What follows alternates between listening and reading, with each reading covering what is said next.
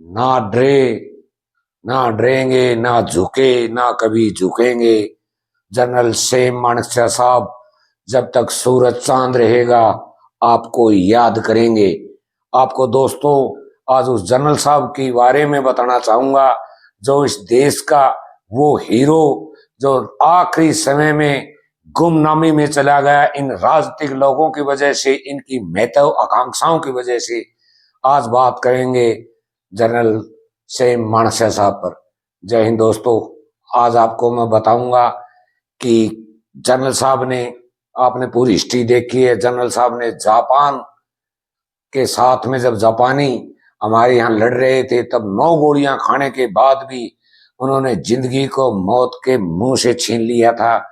दूसरा आपको मैं बताना चाहूंगा कि वो वलसाड से जब लाहौर में जा रहे थे तो ये परमपिता परमेश्वर की ही असीम कृपा रही होगी कि वो अमृतसर में रहे, नहीं तो शायद जनरल साहब लाहौर चले जाते। आपको दोस्तों बताऊंगा कि जनरल साहब के साथ में कितना बड़ा धोखा किया गया, जिन्होंने सेकेंड वर्ल्ड वार से लेके 1948 हो, 1962 हो, 1965 और 1971 के तो वो हीरो ही रहे थे। जिसने अयूब खान जो जनरल पाकिस्तान था, जो राष्ट्रपति था वहां का तानाशाह, उसको घुटनों के बल लाकर रख दिया था। और जो आज जो कभी किसी टाइम में पूर्वी पाकिस्तान था उसको बांग्लादेश बनाने में अगर किसी की अहम भूमिका रही तो वो थे जनरल सेम मानेकशॉ साहब। वो कभी किसी भी राजनीतिक आदमी के आगे, चाहे वो प्रधानमंत्री हो चाहे वो रक्षा मंत्री हो, वो कभी घबराए नहीं, न उन्होंने कभी अपने पद की चिंता करी। अगर चिंता करी तो इस माँ भारती की चिंता करी। ऐसा देशभक्त जिसको हमेशा सदियों तक याद रखा जाएगा। लेकिन हमारे राजनीतिक लोगों ने उनके साथ क्या षड्यंत्र करा, और असली मुद्दा तो ये है। आपको पता होगा कि 1973 में जब फील्ड मार्शल की उपाधि दे दी गई तो फील्ड मार्शल के कुछ अपने प्रोटोकॉल होते हैं। फील्ड मार्शल कभी रिटायर नहीं होते। फील्ड मार्शल जब तक जिंदा रहते हैं तब तक ताउम्र देश के अंदर जो एक फौजी की वर्दी होती है उसी में रहते हैं, और उनको वो सब अधिकार दिए जाते हैं जो ऑन सर्विस, जो सेना का सेनापति होता है, जैसे कि चीफ ऑफ आर्मी स्टाफ। लेकिन 1973 के बाद में इन लोगों ने न तो उनको ढंग से रहने के लिए घर दिया, न ही उनको कोई कार दी, न ही उनको कोई सरकारी प्रोटोकॉल दिया। और सबसे बड़े दुर्भाग्य की बात यह है कि फील्ड मार्शल को एक retired chief of army staff होता है उसके लेवल की सैलरी दी।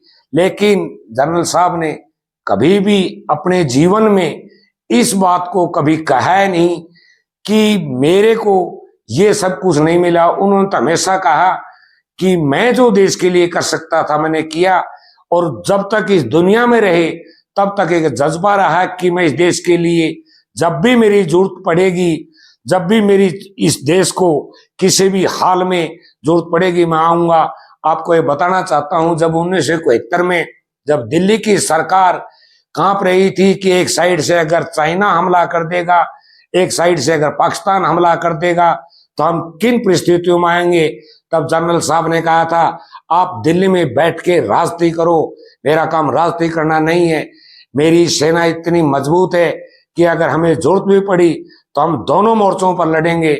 लेकिन दुर्भाग्य उनको आज तक भारत रत्न नहीं देश के ये लोग, बड़ी शर्म की बात है। अगर मेरी वीडियो आप तक आ रही है तो मैं चाहूंगा कि नेक्स्ट में जनरल साहब को भारत रत्न की उपाधि मिलनी चाहिए। और दोस्तों एक कहते हैं कि एक जवान की तकलीफ को जवान समझ सकता है, किसान की तकलीफ को किसान ही समझ सकता है। वैसे ही अगर हमारे मिसाइल मैन, हमारे वो आदरणीय अगर एपीजे अब्दुल कलाम अगर हमारे राष्ट्रपति नहीं होते तो शायद उनकी कोई सुध नहीं लेता।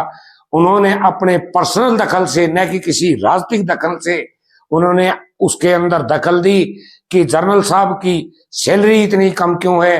तब शायद 1 करोड़ या 3 लाख के आसपास, जब वो 94 साल की उम्र में थे, तब उनको कहा कि आप ले लीजिए। लेकिन नहीं, वो एक दुर्भाग्य का दिन, वो मनहूस दिन आया जिसको आज भी याद करता है भारत का जवान, और भारत के जो भी लोग इस देश के अंदर रहते हैं वो आज भी हमेशा याद करेंगे कि वो मानुष दिन 27 जून 2008, वो हमारा जनरल, वो हमारा शेर जिसने इस देश के लिए अपना सब कुछ कुर्बान किया, वो चिर निंद्रा में चले गए। दोस्तों, मैं आपको एक बात और बताना चाहूंगा कि ये जो राजनीतिक लोग हैं ये अपने फायदे के लिए कुछ भी कर सकते हैं। शायद जनरल साहब पर हजारों वीडियो हैं, लेकिन शायद किसी की हिम्मत नहीं हुई होगी जो सीधा इनसे पूछ सके। 1973 के बाद में कई सरकारें आई, कई प्रधानमंत्री आए, कई रक्षा मंत्री आए, लेकिन शायद उन्होंने याद नहीं किया। शायद अब्दुल कलाम जी नहीं होते तो ये बात भूल भुलैया में ही चली जानी थी। और सबसे बड़ा जिससे दुख होता है भारत के हर जनमानस को और फौजियों को, चाहे वो बेल्ट के फौजी, हरियाणा पुलिस के पैरामिलिट्री के हों, चाहे वो तीनों सेनाओं के हों, उनको शायद हमेशा इस बात का दुख रहेगा।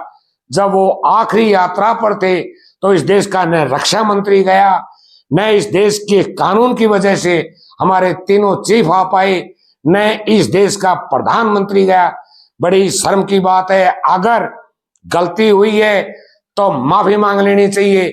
माफी भी एक रास्ता है, क्योंकि अगर जनरल साहब कहते हैं अगर स्वर्ग और नरक है तो जनरल साहब देख रहे होंगे, तो हो सकता है आप लोगों को माफ कर दें। दोस्तों, ये वीडियो मैंने केवल किसी कारण से नहीं, मेरी एक टीस थी कि जनरल साहब के साथ ऐसा अन्याय क्यों और उनको भारत रत्न कब देंगे। जय हिंद दोस्तों।